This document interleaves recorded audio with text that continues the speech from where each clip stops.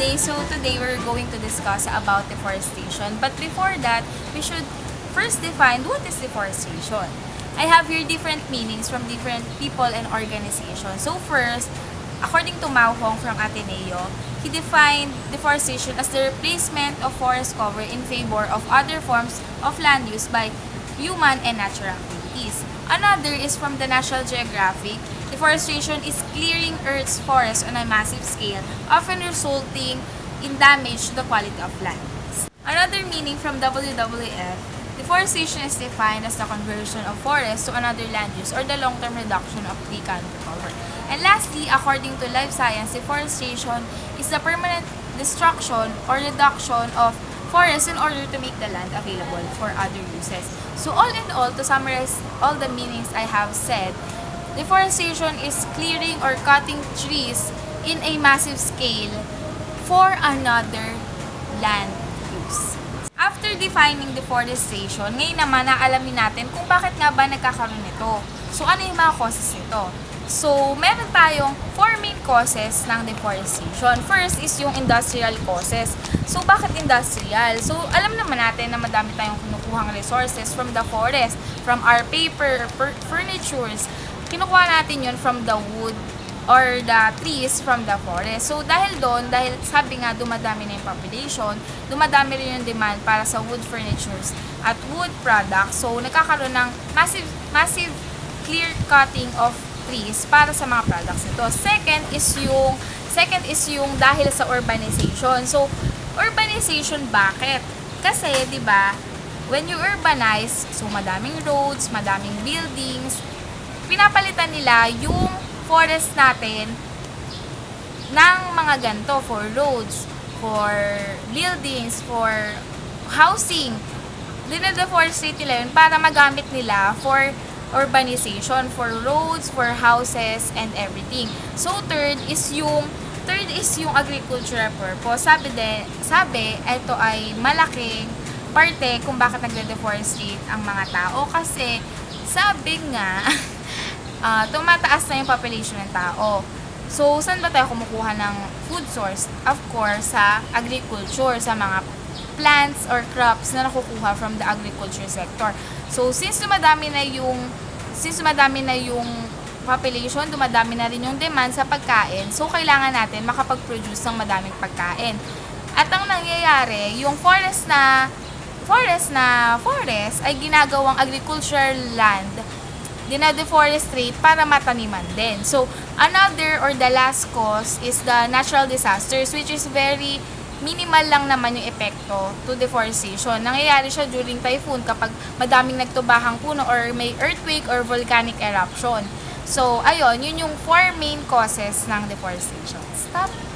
This is yung method ng deforestation. Ito naman, kung paano nagde-deforestate. So, meron tayong dalawang methods. Una, yung clear cutting. Yung clear cutting, yun nga yung removal of most or all the canopy tree growth. So, nagkokosto ng ecological trauma. Ito yung pagputol lang, sobrang dami in a massive scale nga ng puno na nagkakaroon ng ecological trauma, hindi na sila tumutubo ulit, sa sobrang na-shock, parang pati yung nature na shock sa sobrang daming naputol or yung forest na shock, sobrang daming pinutol sa kanya, hindi na siya ulit ganun tumubo or ganun lumabo.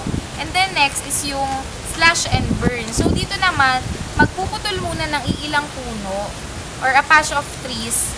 Magpuputol ng ilang puno tapos saka susunugin. Usually, this is used for kung kunwari yung forest ay gagawing agricultural land. So, ganun yung ginagawa nila, magpuputol and then magsusunog. And so, ayan, since na-define na nga kaganina kung ano yung deforestation, ngayon, pupunta naman tayo sa history ng deforestation. So, ayon sa data natin, noong 1521, simula ng Spanish rule, meron pa tayong 27 million hectares or 90% of the Philippines was covered with forest. So, makikita natin na sobrang laki at sobrang yaman ng Pilipinas before that.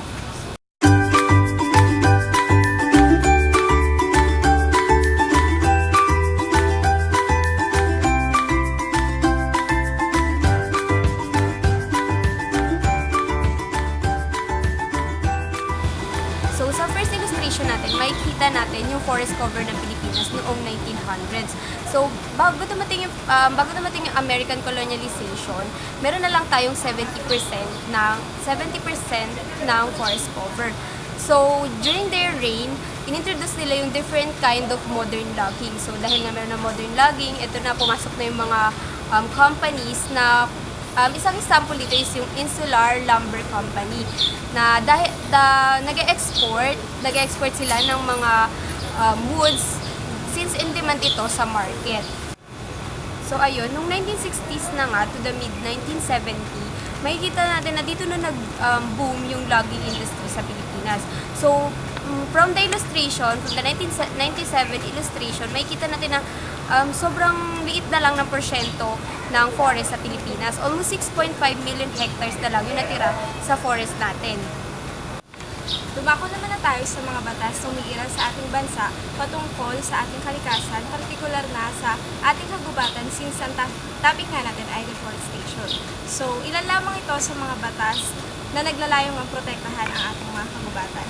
Unahin na natin ang Republic Act 7586 o ang National Integrated Protected Area System. So, this law provides legal framework for the establishment and management of protected areas in the Philippines. So, ayon sa batas na ito, there are 112 all over the country officially proclaimed protected areas possessing unique physical and biological significance. So, naglalayong ang batas na ito na protektahan nga ang mga protected areas laban sa eksplorasyon at intervensyon ng mga tao upang maprotektahan nga sila at hindi ito masira. Ito ay ang Republic Act No. 8371 na mas kilala bilang Indigenous Peoples' Rights Act of 1997. Alam naman natin na culturally diverse ang Pilipinas at tinatayang may 14 to 17 milyong indigenous people na kabilang sa 110 ethno-linguistic groups. Ang batas na ito ay nagnanais bigyang pansin at respeto ang mga karapatan ng mga indigenous people sa pagprepreserba ng kanilang kultura at tradisyon. Ang batas din na ito ay naglalayong bigyang proteksyon ang kanilang mga lupain na kung tawagin nga nila ang kanilang ancestral lands.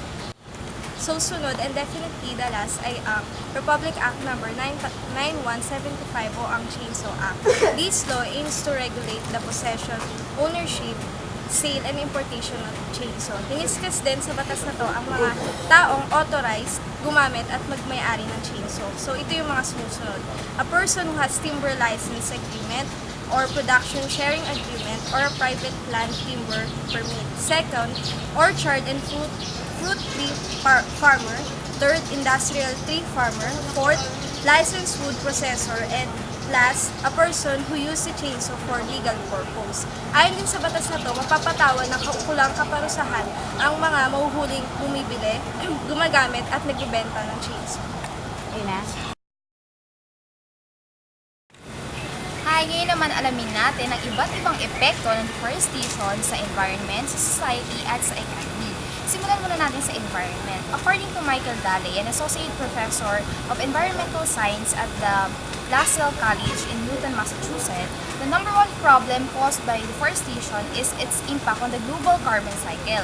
Global carbon cycle is a cycle wherein the carbon dioxide is being absorbed by the trees and plants while they are releasing oxygen. Carbon dioxide is a greenhouse gas that absorbs thermal infrared radiation from the sun and makes the whole earth warm.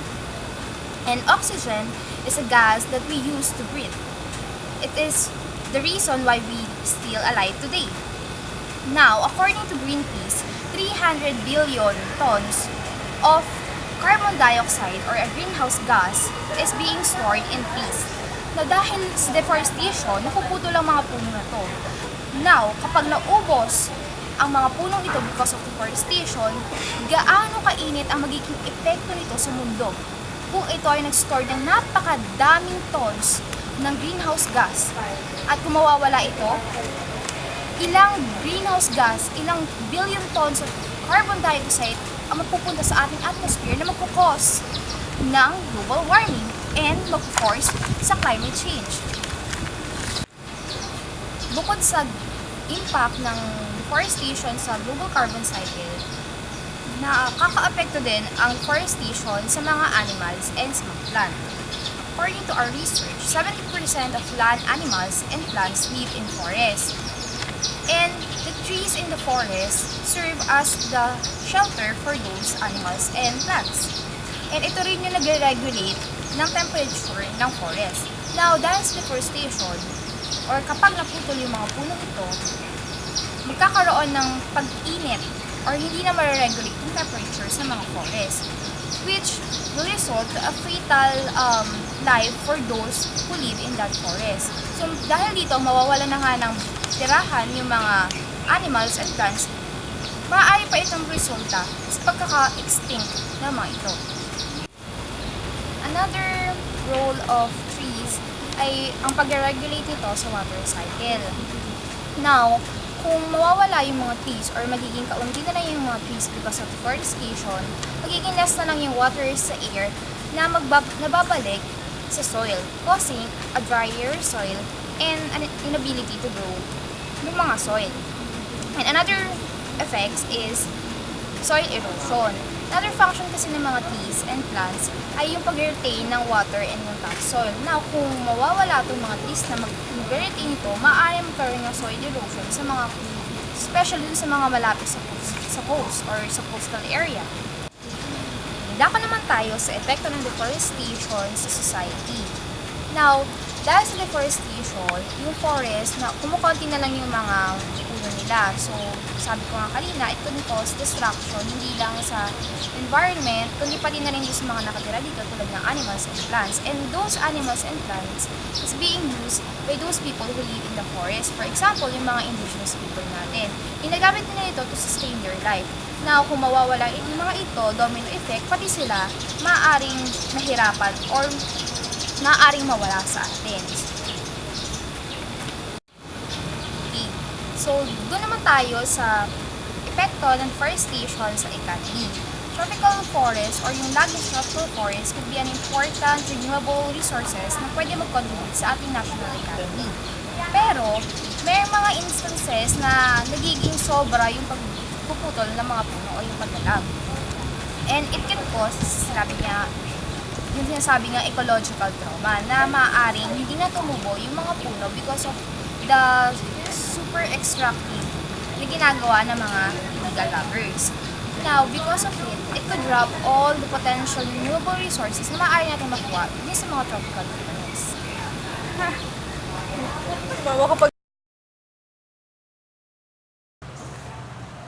This time, we're going to discuss some of the cases of deforestation in the Philippines. The first one is the Rapu-Rapu Island. Rapu-Rapu Island is located in Albay, which is in the southeastern part of the Philippines. The population is around 40,000 and the area is around 5 hectares. In November 1998, the Australian company Lafayette Limited started mining gold, silver, copper, and zinc in the area. So after years of mining, problems occurred. So some of the problems that the people encountered is, number one is the deforestation, of course, because of the constant mining in the area. Trees were being cut off. That it's almost that the trees were almost gone. So another problem is the loss of biodiversity, of course, the loss of trees and the wildlife. There are soil erosion and some other problems. But the good thing is that eventually the mining was stopped. But still the damage are visible in the area. So the second one is the case in Claver in Surigao del Norte. The area is around 5 hectares and has a population of 23,000 people. So the mining started in 2008 and the mineral that is being mined is nickel. So basically the problems that the area encountered is the same with what happened in Rapu-Rapu Island. So there's deforestation, the loss of biodiversity, but aside from that, there are problems in floods and soil erosion. So we can see that these problems, if not addressed would really be a big problem in our country.